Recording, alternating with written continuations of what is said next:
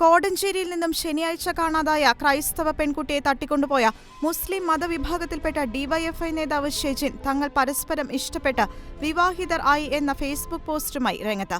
പ്രായപൂർത്തിയായ 2 മനുഷ്യർ പരസ്പരം ഇഷ്ടപ്പെട്ടു. ഇന്ന് വിവാഹിതരായി എന്നാണ് ഷെജിന്റെ അവകാശവാദം.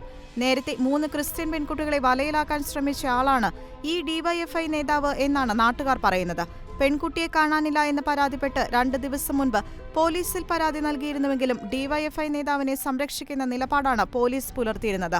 വിദേശത്ത് നഴ്സായ പെൺകുട്ടിയുടെ വിവാഹം ഉറപ്പിക്കാനിരിക്കെയാണ് പെൺകുട്ടിയെ പെട്ടെന്ന് കാണാതായത്. മെയിൽ ചെയ്യാനായി പുറത്തിറങ്ങിയ പെൺകുട്ടിയെ പെട്ടെന്ന് അപ്രത്യക്ഷമാവുകയായിരുന്നു. പിന്നീട് സഹോദരിക്ക് ലഭിച്ച ഫോൺ കോളിൽ തന്നെ ആരോ തടഞ്ഞുവച്ചിരിക്കുന്നുവെന്നും വിടുന്നില്ലെന്നും പെൺകുട്ടി അറിയിച്ചിരുന്നു. അത് പറയുന്നതിനിടയിൽ ഫോൺ ആരോ പെട്ടെന്ന് കട്ട് ചെയ്തതായി പെൺകുട്ടിയുടെ സഹോദരി വ്യക്തമാക്കിയിരുന്നു. ഇതിനിടയിൽ പെൺകുട്ടിയുടെ പിതാവ് തന്റെ മകളെ കണ്ടെത്തണമെന്നാവശ്യപ്പെട്ടുകൊണ്ട് ഹൈക്കോടതിയിൽ ഇന്ന് ഹേബിയസ് കോർപ്പസ് ഹർജി ഫയൽ ചെയ്തിരുന്നു. ജോസഫ് ടി ജെ എന്നാണ്. കഴിഞ്ഞ ദിവസം കാണാതായ ജോസ്ന ജോസഫ് എന്ന കുട്ടിയുടെ അച്ഛനാണ് ഞാൻ.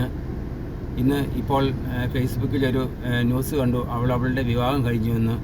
അവളുടെ വിവാഹം ഒരിക്കലും കഴിഞ്ഞിട്ടില്ല.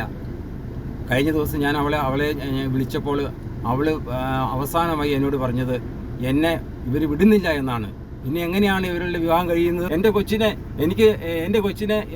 എനിക്കും എൻ്റെ ഭാര്യയ്ക്കും എൻ്റെ കൊച്ചിനെ കാണാനുള്ള അവസരവും അവളോട് സംസാരിക്കാനുള്ള ഒരു അവസരവും തരണമെന്ന് ഞാൻ വ്യക്തമായിട്ട് അപേക്ഷിക്കുകയാണ്. അതുകൊണ്ട് ഈ നാട്ടിലെ ജനങ്ങളാണ് എന്നെ സഹായിക്കേണ്ടത്.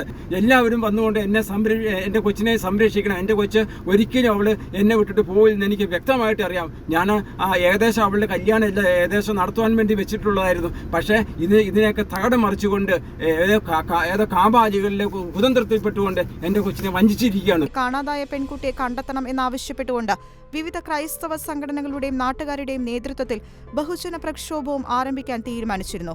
ഇക്കാര്യങ്ങൾ അറിഞ്ഞ ഷെജിൻ തങ്ങൾ വിവാഹം കഴിച്ചതായി പറഞ്ഞുകൊണ്ട് പെൺകുട്ടിയും ഷെജിനും ഒരുമിച്ചിരിക്കുന്ന ഫോട്ടോയുമായി രംഗത്തെത്തിയിരിക്കുകയാണ്.